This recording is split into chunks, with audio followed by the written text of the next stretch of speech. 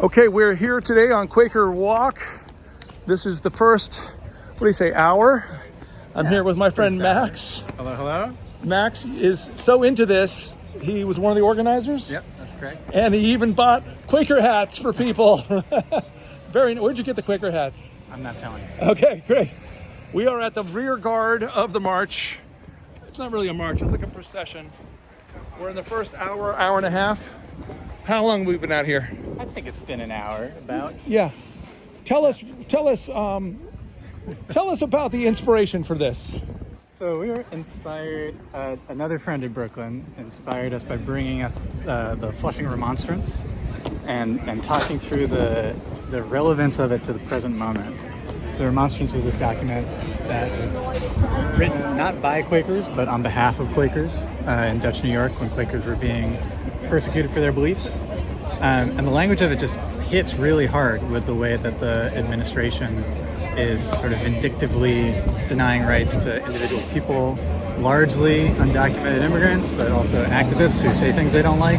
Right. And it's a statement and affirmation of universal rights, of Christian hospitality, of American tolerance. Yeah. And so we were like, we need to make this as loud as possible. Right. in the current historical moment. Beautiful. Our mutual friend Hugo Lane read it earlier. I got some footage of that. Uh-oh. We're good. Okay, good.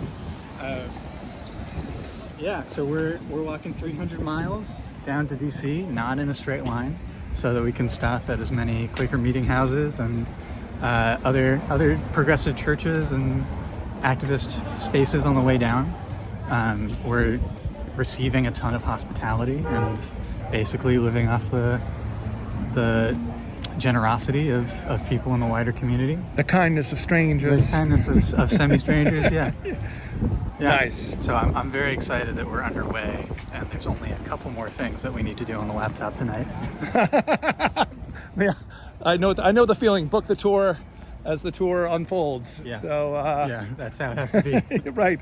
No, that's great. I was very impressed with the website. I know where there's a lot of interesting routes. You're walking some rail to trails and canal trails, and so there's some nature as a part of the walk, and there's also some great historical Quaker meetings like in Philadelphia, and walking through downtown Philadelphia and Baltimore too. Yeah, Baltimore too. So we did our best to make sure there was natural areas and places we could get off the road. A lot of America is 40-mile-an-hour roads.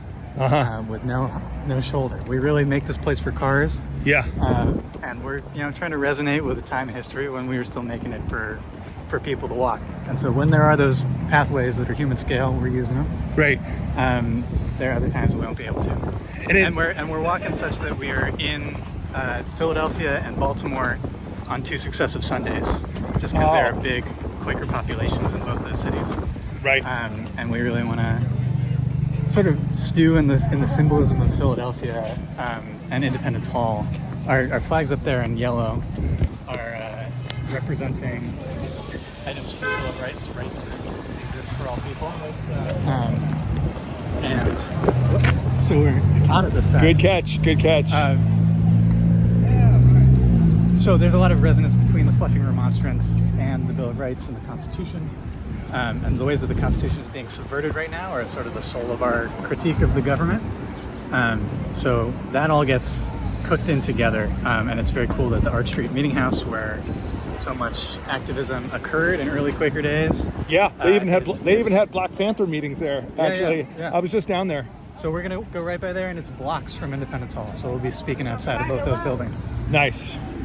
And in 3 weeks, when the march concludes in D.C., what will we do?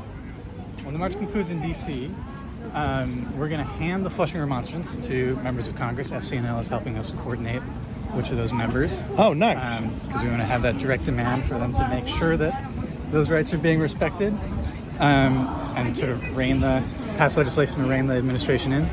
In terms of what legislation, we haven't convened a specific stance as the march, but FCNL has done a lot of good work on this already. Right, that's the Friends Committee on National Legislation, which is a pretty influential Quaker lobbying group. A lot of people don't know what that is. Yeah, thank you for clarifying. So we're going to get down to D.C. We're going to have a vigil on the steps of the Lincoln Memorial, assuming that permit goes through. Then we're going to walk up the mall to Congress, hand the remonstrance to some representatives, and then folks who want to stay on, we're going to hand them over to FCNL. So this is not a lobbying effort, what we're doing now, but FCNL, an official lobbying group who's allowed to do that, is also really interested in turning people out. So that's an opportunity that everyone has at the end of our march. Oh, great. So you could actually impact legislation and legislators.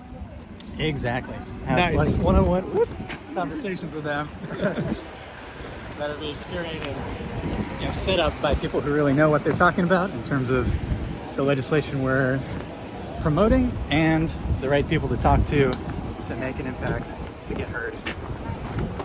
Great. Thank you so much for talking to me today, Max. Thank you. March on. Appreciate it. Yes.